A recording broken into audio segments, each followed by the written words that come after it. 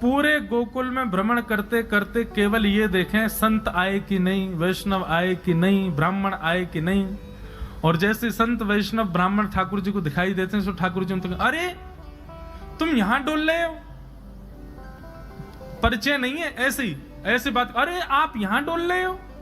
सामने वाले कहें, अरे भैया तुम कौन? अरे नेक्सस लाला, अरे भैया तू हमें जाने। बोले अरे तुम्हें ही तो खोज रहा हूं मैं सवेरे थे। बोले हमें खोज रहे हो भैया, काय को? अच्छा एक बात बताओ, तुम कहां से आए हो? बोले हम तो अयोध्या से आए हैं। बोले अयोध्या से आए हो, तुमने कभी सवेरे से पाए हो? बोले ना कछु ना पाओ, यही मारे तो मैं डोल रहा हूं। यशोदा मैया तुम्हारी बात नहीं आ रही है, 56 भोग बनाए माने, चलो जल्दी नंद भवन पहुंच जाओ। बोले यशोदा मैया हमारी बात नहीं आ रही। बोले हम बे सुबह, अब जल्दी करो मां, सब संतन को भोजन है, रहो जल्दी पहुंच जाओ। ऐसे किसी को भी सबको निमंत्रण दे देते हैं। और यशोदा मैया जब नंद भवन से बाहर आती देखते हैं 100-200 लोग खड़े हैं बिना निमंत्रण के। मैया कहें आप सब? बोले मैया आप सुबह से बात निहार रही हो हमारी, लाओ थाली लगाओ, 56 भोग कराओ। अब मैया को यूं लगे मना करूं तो अच्छा ना लगे, लेकिन मैया पूछे, अच्छा आपको कौन ने कही मैंने निमंत्रण? बोले आपको लाला आयो। मैया बात निहार रही है। यशोदा मैया पवा तो देती है सबको, फिर शाम को लाला के, अरे लाला ये तू कौन कौन ने निमंत्रण दिया वे?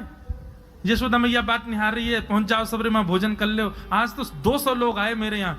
अरे ठीक है, हमारी रसोई घर बड़ो है, हमारे यहाँ 9 लाख गैया है, ठाकुर जी कृपा से सब व्यवस्था है, मोए खवावे में कोई चिंता ना है, मैं तो खूब पवाऊं, लेकिन मोए बता तो देकर कौन को निमंत्रण दे रहे? तू कोई को भी निमंत्रण दे दे। मैया तू ना जाने। बोले कहा, मैं तो या घर को पुण्य कर रहा हूं, जितना ज्यादा है सके पुण्य जमा कर कर। मैया मैं तो बुढ़ापा आ जाएगा, मैं तो चलो जाऊंगा, तू को बाबा को छोड़ जाऊंगा पुण्य करके। मैया के अच्छा कहा पुण्य कर रहा हो लाला? बोले मैया देख, ये संत ब्राह्मण ये साक्षात भगवान को मुख हैं।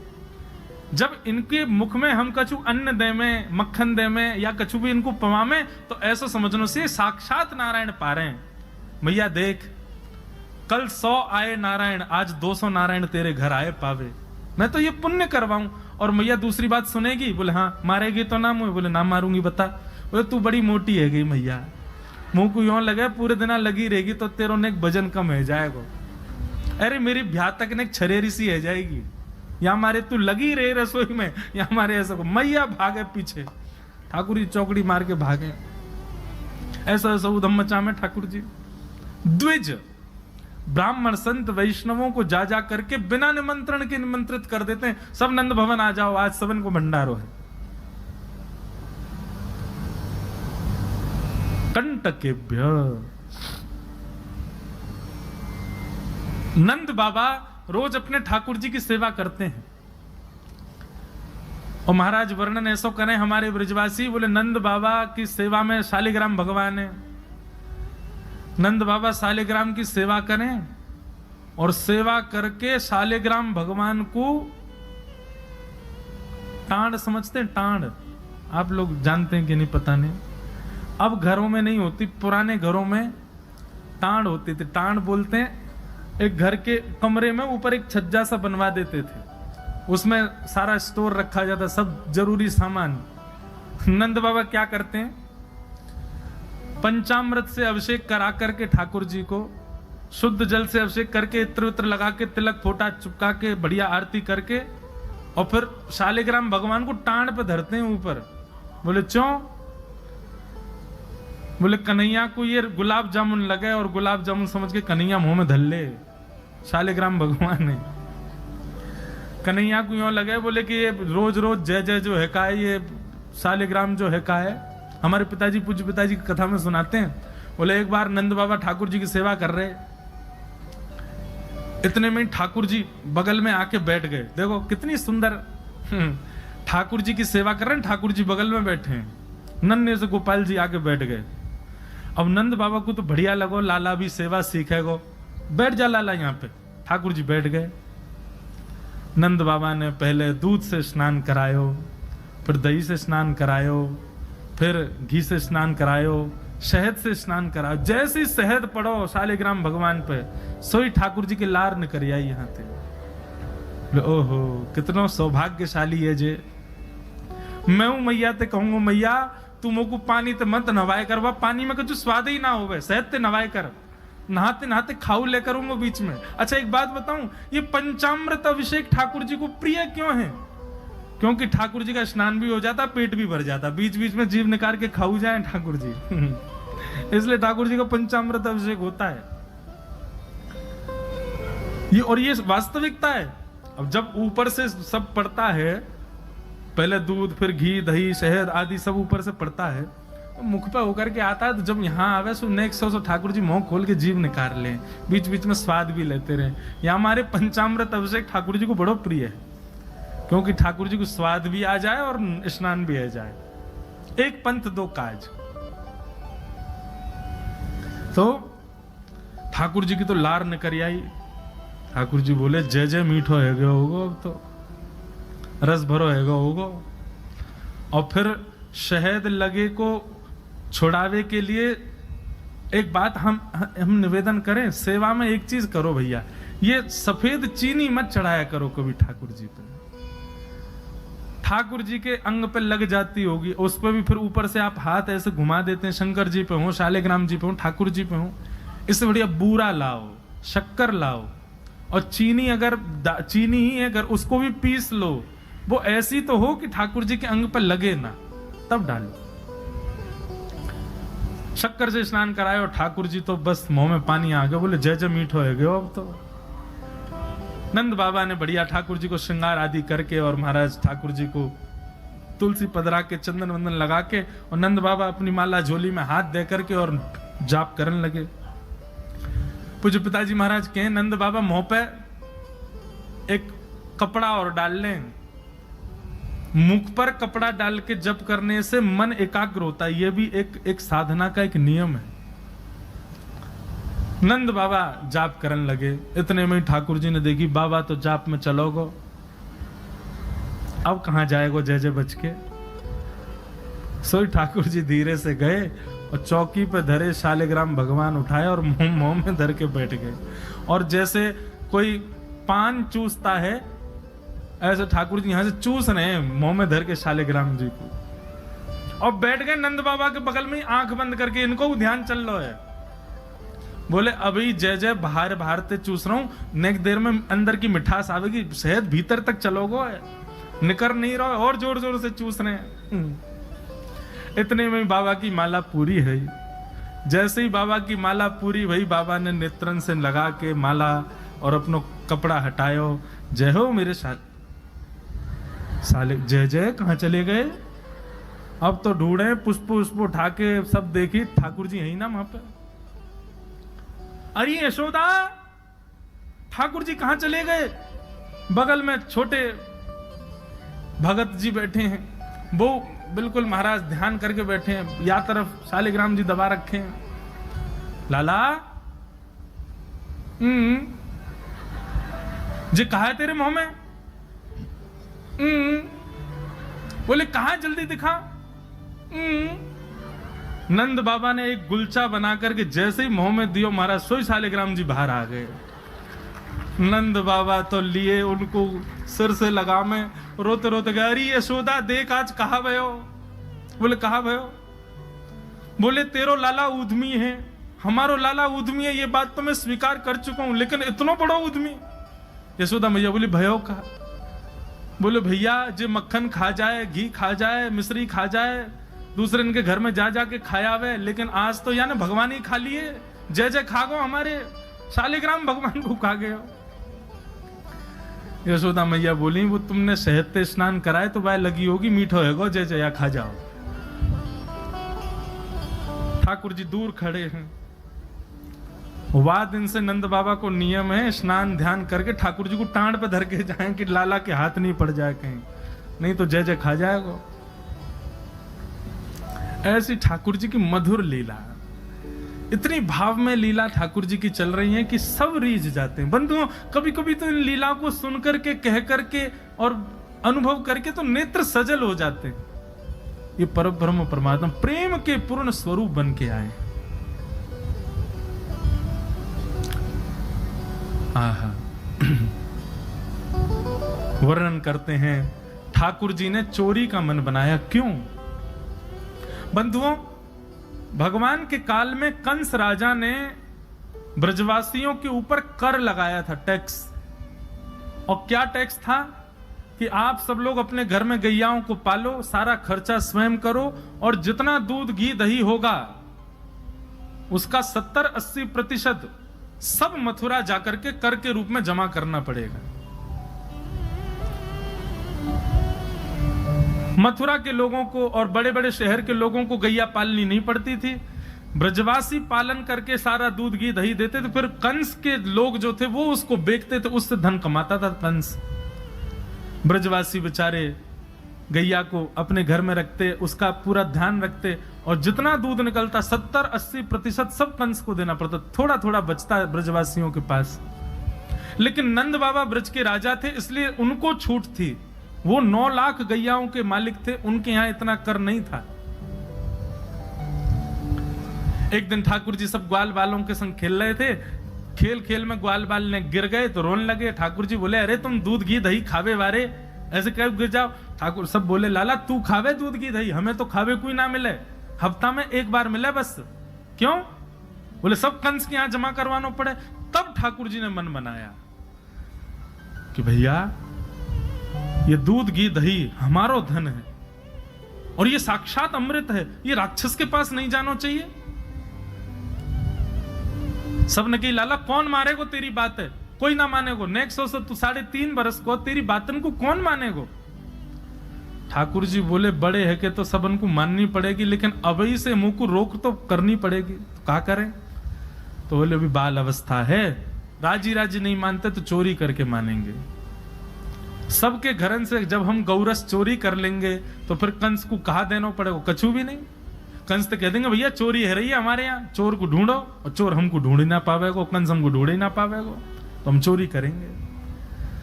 सब ग्वाल बालन को ठाकुर जी ने सिखा पढ़ा दिया और ठाकुर जी ने चोरी करना प्रारंभ किया। सबसे पहले ठाकुर जी ने चोरी अपने घर में करी। यशोदा मैया ने वहां ठाकुर जी पकड़ लिए। सो ठाकुर जी बोले, अपने घर में तो मिशन फेल भयो, अब गोपीन के घर में जानो शुरू करो।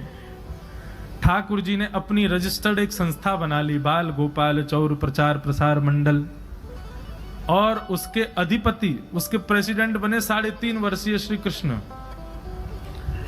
जैसे ही कोई बालक ब्रजमंडल में जन्म लेता है, तो जैसे बालक जन्म लेता है तो रिश्तेदार नातेदार आते हैं, उसके बाद फिर आशीष देने वाली एक प्रजाति के लोग भी आते हैं, सब घरों में आते हैं। और जब सब चले जाते हैं तब बाल गोपाल चौर प्रचार प्रसार मंडल आता है, और वो मंडल आकर के साथ में गौरज लेकर के आते हैं ठाकुर जी, गौ के खुर की रज, और उस रज से उस बालक का तिलक कर देते हैं। तिलक का करें? बोले 3 साल और इंतजार है, फिर ये हमारी मंडली में जे भी आ जाएगा, जे भी हमारी तरह चोर बनेगा।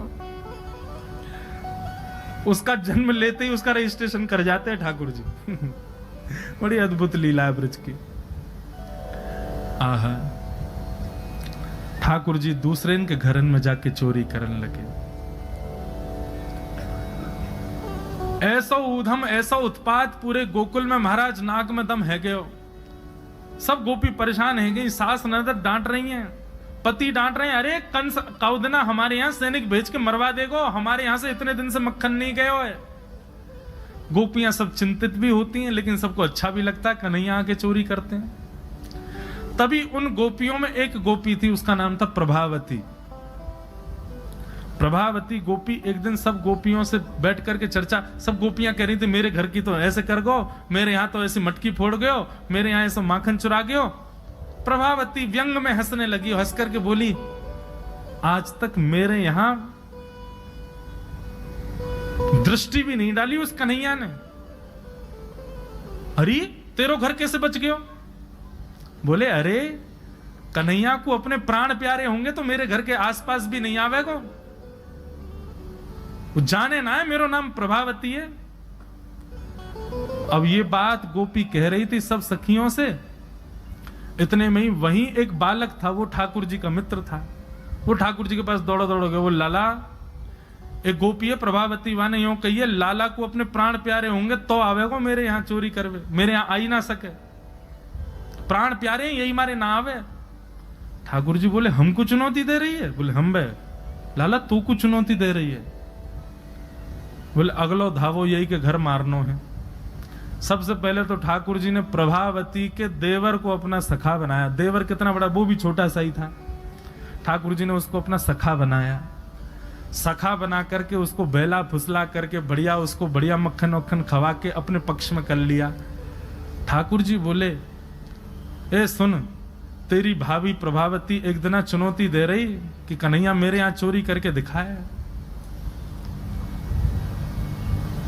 प्रभावती का देवर बोलो लाला बता कहा करना। बोले जा देना तेरी भाभी बढ़िया वारो मक्खन निकारे, बस तू संकेत कर दियो, और जब वो जमुना जल भरवे जावे घर में कोई नहीं हो वही समय हमारो आक्रमण होगो। ठीक है। प्रभावती ने एक दिन बढ़िया मक्खन निकारो और महाराज मक्खन निकाल करके छींके पर टांगो, और वो बालक ने देख लिया, दौड़ करके ठाकुर जी के पास बोले आज भाभी ने मक्खन निकालो, आज ही चलो लाला। बोले हाँ आज चलेंगे। प्रभावती यमुना जल भरने के लिए गई। ठाकुर जी उसके यहां प्रवेश कर गए, और प्रवेश करके महाराज चार के ऊपर तीन के ऊपर दो के सबसे ऊपर ठाकुर जी, और ठाकुर जी लेकर के बढ़िया मक्खन खाने लगे। मक्खन दूसरे इनको पवाने लगे कि मरकान भोक्षण विभजति सचेन नात्रिभांडम भिनत्ति। स्वयं पाते हैं, ग्वाल बालों को पवाते हैं, और जब सब पा लेते हैं तो फिर मरकान भोक्षण संग में बंदर और चलते हैं उनको भी पवाते हैं। लेकिन प्रभावती के यहां इतना मक्खन था, ठाकुर जी का भी पेट भर गया, ग्वाल बालों का भी भर गया, और सब बंदरों का भी पेट भर गया, लेकिन मक्खन अभी पूरा नहीं हुआ, खत्म नहीं हुआ। ग्वाल बाल बोले लाला मक्खन तो अभी बहुत सारो बच गो। ठाकुर जी बोले ये प्रभावती हमको बड़ी चुनौती दे रही ना, याकू ने मजा तो चका जाए। सो कहा कियो। ठाकुर जी ने एक हंडी लई, एक लठ लियो, और वहां से वह हंडी को फोड़ दियो, जितनो मक्खन हो सब नीचे गिर गयो, और वह मक्खन को चौका लगा गए, पोंछा कर गए पूरे घर में। एक कोने पे जाकर के मक्खन रह नहीं जाए कहीं भी, और पूरे में बढ़िया चौका लगा करके, और ठाकुर जी अपने ग्वाल बालों के संग अंधेरे में छुप के खड़े है गए। बोले देखियो अब मजो आवेगा, प्रभावती आवेगी। प्रभावती आई, सिर पर दो मटकियां बड़ी अचक करके चल रही थी, संभल के चल रही थी। जैसे ही माने द्वार खोलो, और द्वार खोलते ही अपना पाम भीतर धरो, इतने में ही भोपाल शताब्दी की तरह ऐसी रिपटी महाराज, ऐसी रिपटी सिर में लगी, कमर में लगी, हाथ पाम बाके सब एक है गए, और गिरी सो गिरी। यमुना जल मिल गए और मक्खन में तो और चीकना हो गया। अब वो उठ ही नहीं पा रही है, जैसे उठे फिर गिरे, जैसे उठे फिर गिरे। और ठाकुर जी ताली बजा बजा के हंसे, सब ग्वाला के लाला आज तो बड़े मजे आए, आज तो बड़े मजे आए। मेरी भाभी कहा कह रही कन्हैया को अपने प्राण प्यारे हमारे ना आवे। अब तो को तेरे प्राण प्यारे होंगे ना तो कभी हमको चुनौती नहीं देगी। और ठाकुर जी भाग गए। प्रभावती महाराज जैसे तैसे रिपट के बाहर आई, और जाके सीधे यशोदा मैया के पास पहुंच गई, और जाके बोलने लगी, बोले मैया अपने लाला संभाल ले, नहीं तो काउदना हाथ दिखा दूंगी आकू में। ऐसा उधम मचावे, देख मेरी कोहनी टूट गई, कमर टूट गई, ऐसा उधम मचा के गयो। यशोदा मैया बोली तुम गोपीन पर कछु काम ना है, 24 घंटा मेरे लाला के पीछे पड़ी रहो। काउदना रंगे हाथ पकड़े तो आइयो, नहीं तो कभी मुख मत दिखाइयो अपनो।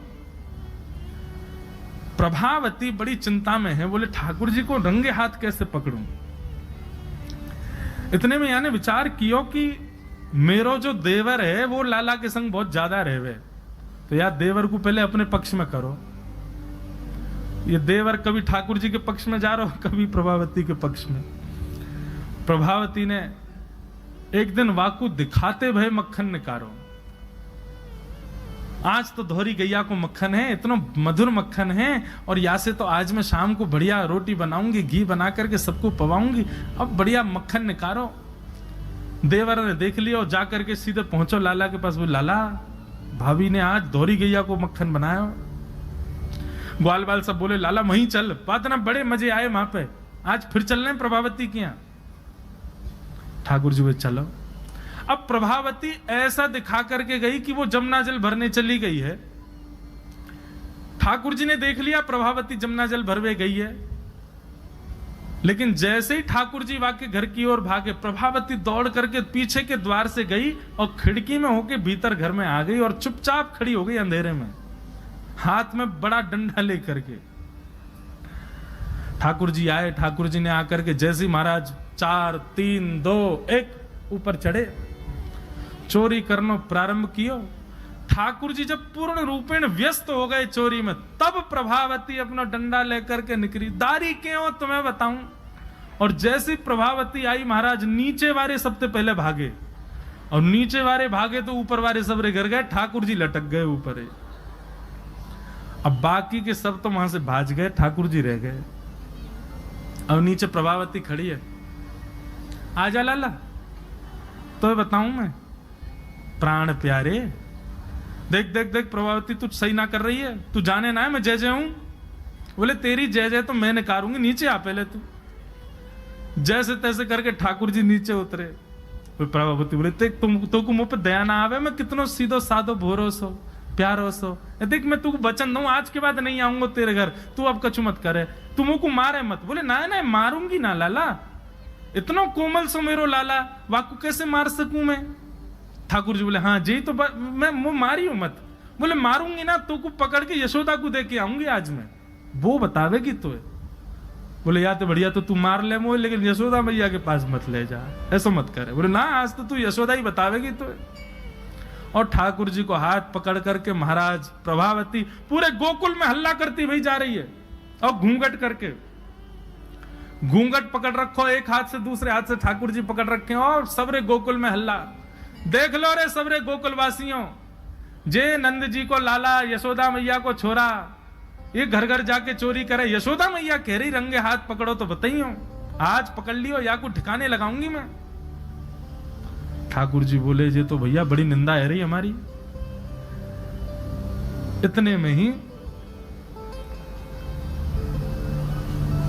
ठाकुर जी बोले ए प्रभावती कहा बात है। बोले देख तेने इतनी जोर से मेरो हाथ पकड़ रखो, मेरो हाथ नीलो पड़ गयो, रक्त पूरा रुक गयो है, तू इतनी जोर से मत पकड़े। तू एक काम कर, मेरो जे हाथ छोड़ दे, दूसरा हाथ पकड़ ले। प्रभावती बोले नहीं तू भाग जाएगा, तेरी सौगंध खा के कह रहा हूं मैं नहीं भागूंगा, तू मेरो एक हाथ छोड़ दूसरा पकड़ ले। प्रभावती चलती जा रही है, और चलते चलते माने 3.5 वर्ष के छोटे से ठाकुर जी चलते चलते माने जैसी मन बनाया हो कि हाथ दूसरा लाऊं, ठाकुर जी ने पीछे चल रहे ग्वाल बालन में प्रभावती के देवर को इशारा क्यों यहां पे आ, वो ठाकुर जी की उम्र को ही है। ठाकुर जी ने वाको हाथ पकड़ लिया। प्रभावती अब देख तू मेरा दूसरा हाथ पकड़, जल्दी कर। प्रभावती चलते चलते बोली ला दूसरा हाथ दे। दूसरे हाथ के चक्कर में ठाकुर जी ने वाके देवर को हाथ पकड़ा दिया, और पकड़ा करके ठाकुर जी गली मोहल्ला कुचेन में कूदते भय सीधे नंद भवन पहुंच गए, और हाथ पाम धो के सीधे यशोदा मैया की गोद में। मैया इस सबरी गोपी मेरे पीछे काहे को पड़ी रहे।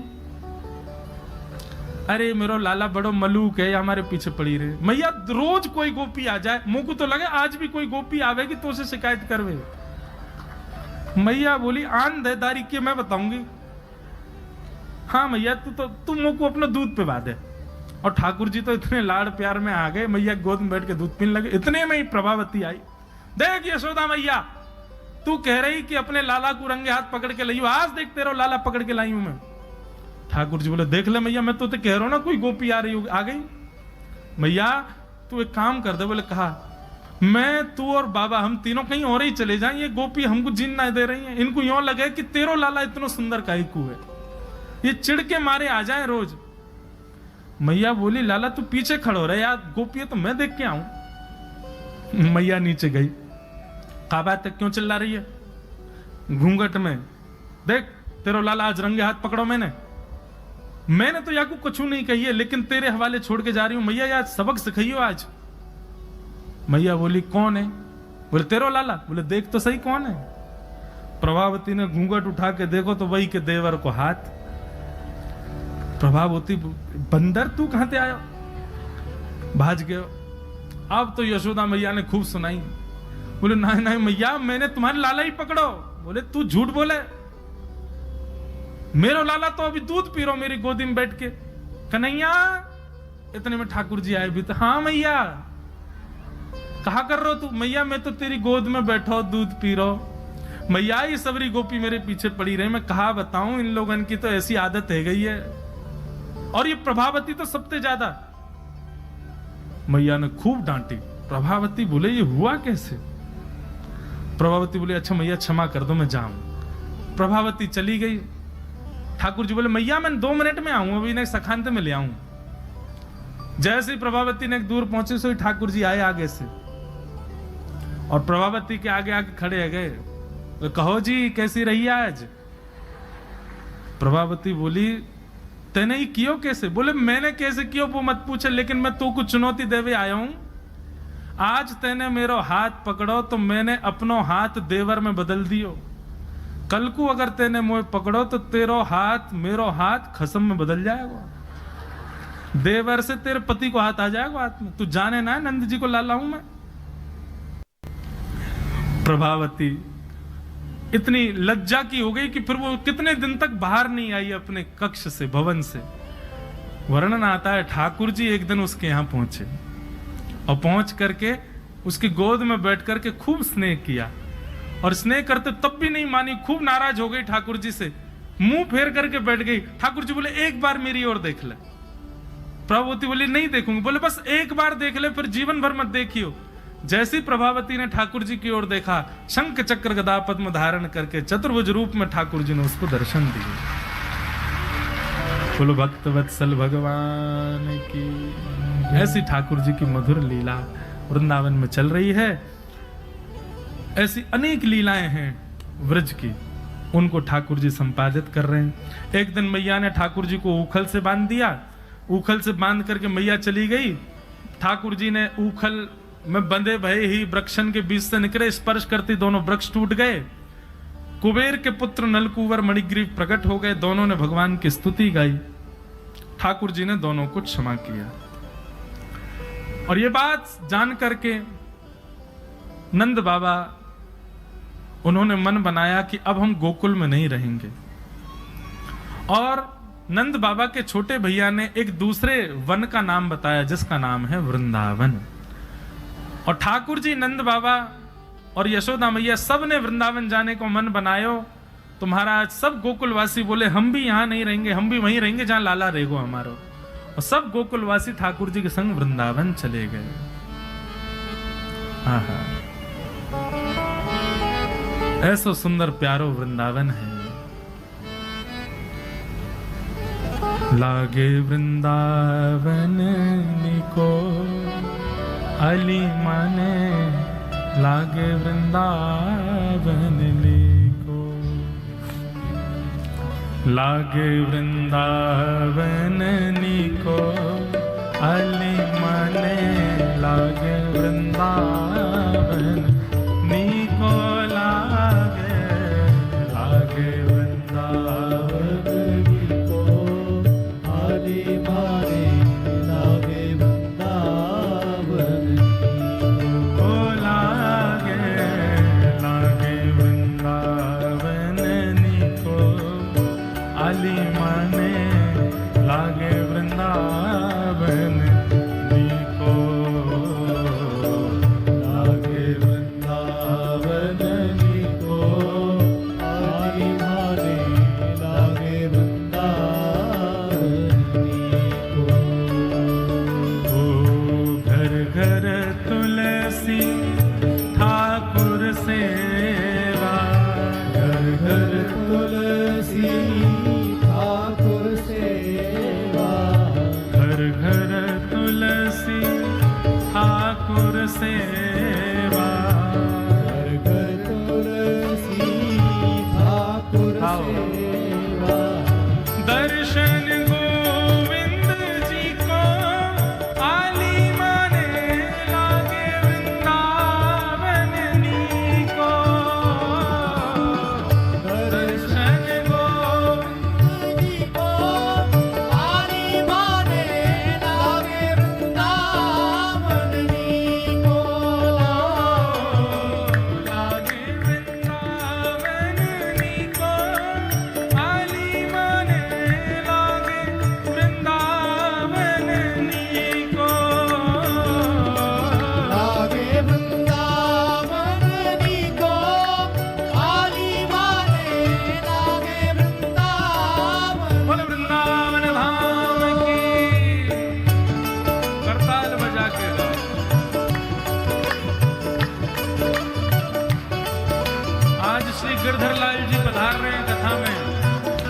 साक्षात वृंदावन पधार रहा है।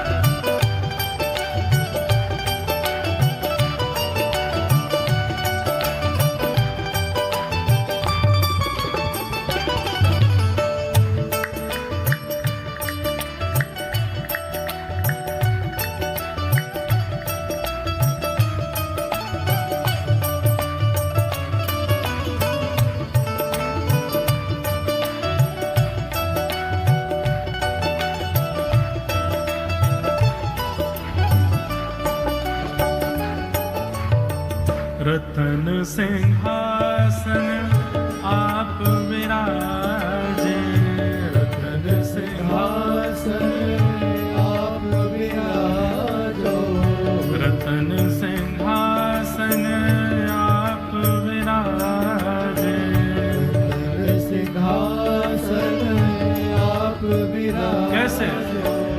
मुकुट धरे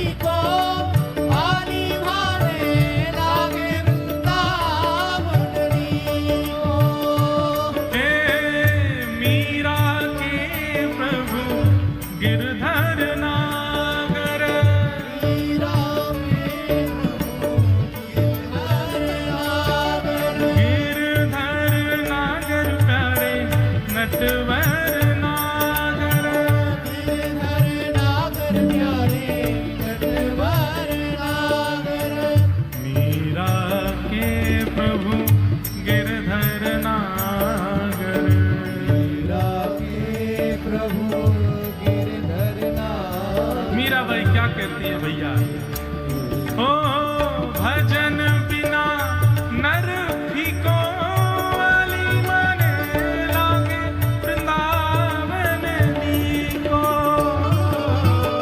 भजन बिना नर फीको, वाली माने लागे वृंदावन नीको। लागे वृंदावन नीको,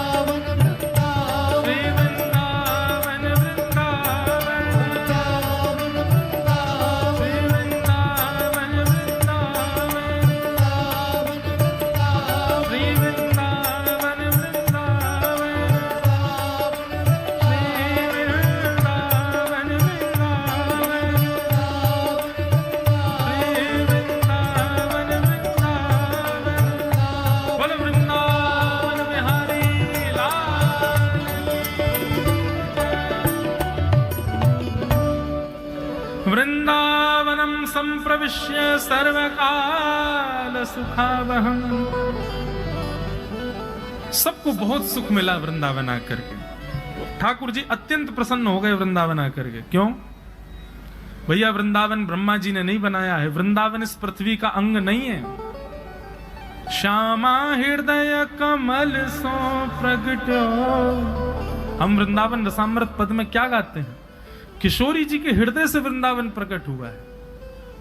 और जब किशोरी जी के हृदय से प्रकट हुआ तो श्याम हृदय को भाई वृंदावन प्यारो वृंदावन। वृंदावन, वहां का एक एक कण स्वयं श्री जी ने अपने हाथ से रखा है। वृंदावन सामान्य भूमि नहीं है भैया, इसलिए वृंदावन का प्रेम आपके चित्त में है, वृंदावन जाने की इच्छा आपके चित्त में है, वृंदावन के प्रति प्रीति आपके चित्त में, ये बहुत बड़े सौभाग्य की बात है। किशोरी जी की कृपा के बिना वृंदावन प्रिय नहीं लगता है। और अभी कोविड के बाद तो हमारी किशोरी जी इतनी दयालु हो गई हैं, पता नहीं इतनी ज्यादा रस भरी हो गई हैं, अब तो सबको वृंदावन से प्रेम हो गया। अब जिसको देखो उसको वृंदावन जाना है। मैं कह रहा हूं भले ही फोटो खिंचवाने जाना है, उसको वीडियो बनवाने जाना है, लेकिन जाना तो है ना वृंदावन। मैं खुद भी सोचता हूं कि वृंदावन जाओ तो उसके रस को समझ के जाओ, पर मन में एक भाव आता है किशोरी जी की कृपा के बिना वृंदावन नहीं आ सकता। तो अगर कोई व्यक्ति आधुनिक कार्यों के लिए ही वृंदावन जा रहा है तो वह भी तो किशोरी जी की कृपा से आ रहा है ना। इतना ही बहुत है कि आप वृंदावन से प्रेम कर तो रहे हो। लेकिन बंधुओं, एक आध बार का प्रेम वृंदावन से रहा जाए, ये इसमें फिर आप वंचित हो जाओगे। कम से कम वृंदावन जाओ तो उस वृंदावन को सदा अपने चित्त में लेकर के आओ, सदा आपके चित्त में रहे, हृदय में वृंदावन रहे। ठाकुर जी वृंदावन पधारे। भगवान ने वृंदावन आकर के सबसे पहले अघासुर का वध किया, और अघासुर का वध करने के पश्चात ठाकुर जी ने ब्रह्मा जी के मोह को दूर किया। ब्रह्मा जी को यह भगवान पर संशय होने लगा कि यह परब्रह्म नहीं है। क्यों? बोले एक दिन ठाकुर जी मधुमंगल के मुख पे लगी भई कड़ी चाट गए। और ठाकुर जी तो प्रेमी हैं, वो कोई विचार थोड़ी करें। मधुमंगल के मुंह पे कड़ी लग रही, सो ठाकुर जी बोले दारी के तेने मुंह कड़ी ना खवाई, छुप के खाया आयो। मधुमंगल बोलो लाला खट्टी कड़ी या हमारे में छुप के खा गए, तुम माने ना है खाए बिना। ठाकुर जी बोले लेकिन मुंह तो फिर मिल गई। बोले कैसे? बोले तेरी मूछ बन नहीं है, तेरे मुंह पे छींटे पड़े, सुन चाटियो मत, यहाँ पे आ। और ठाकुर जी ने उसका मुख पकड़ा और अपनी जीभ निकाल के वहां पूरे मुंह चाट गए। मधुमंगल के तो प्रेमाश्रु गिरने लगे। लाला को हृदय, लाला तू इतना प्रेम मत करे कर, काउदना यदि दूर चलोगे तो तेरे वियोग में प्राण निकल जाएंगे हमारे। यहां तो ऐसा प्रेमास्पद रूप ठाकुर जी प्रकट कर रहे थे, पर ब्रह्मा जी को लगा राम राम राम राम, ये परब्रह्म है, ये भगवान है, ये परमात्मा है। एक पद आता है, अष्टसखा गाते हैं, आज दधि मीठो मदन गोपाल। एक दिन ठाकुर जी हंडी गोद में रख के और सब ग्वालों को अपने हाथ से दही खवा रहे थे। ग्वाल बाल सब कहने लगे, बोले लाला हम पे पात्र तो है ना। बोले पतुआ लिया, पतुआ माने पत्ता, पत्ता ले ले करके सब ग्वाल बाल वही में पा रहे हैं ले ले करके। अब महाराज वहां वर्णन आता है, ऐसो दही हम कबहू ना चाखो। सब ग्वाल बाल कह रहे हैं ऐसो दही हमने अपने जीवन में कभी खाया ही नहीं है। क्यों? बोले ठाकुर जी दही दे रहे हैं, जब तक दूसरा ग्वाला आवे तब तक हाथ में लगी दही को ठाकुर जी स्वयं चाट जाए, फिर दही निकाल के फिर दे दें। मतलब ठाकुर जी के अधरामृत से मिली भई दही है, या हमारी मीठी लग रही है। सबन को बांट दियो तो 2-4 ग्वाला रह गए पीछे, उनको दही नहीं मिलो। ठाकुर जी से कहने लगे, बोले लाला हमें तो दही मिलो ही ना, अब हम क्या करें? सो ठाकुर जी वहां पद में वर्णन आता है, ठाकुर जी बोले तुम चिंता मत करो। बोले तो क्या करें? बोले जो नहीं पायो सुनो मेरे भैया, जिनको दही नहीं मिलो वो ध्यान से सुनो। बोले कहा? बोले मेरी हथेली चाट लो, एक उंगली तू चाट ले, दूसरी उंगली तू चाट ले, अंगूठा है तू चाट ले, और कौन रहेगा? बोले तू यह चाट ले। एक बोला मैं रह गऊं, बोले तू यह चाट ले। दो चार है, उनने अपने पत्ता फेंक, बोले हम रह गए, बोले तुम यहां तक चाट ले। अब हंडी में हाथ दे दे कि यहां तक पूरे दही में सन गए। ठाकुर जी बोले लो जाकू जहां ते मिले मेरे हाथ से दही चाट ले। अब ठाकुर जी अपना हाथ चटवा रहे हैं और ग्वाला सब अपने मुख से जीभ निकाल के चाट रहे हैं। ब्रह्मा जी को लगा ये परब्रह्म है, ये परमात्मा है, हो ही नहीं सकता। ये जरूर कोई भेलूपिया है, हम देवताओं को पागल बना रहा है भगवान बन करके।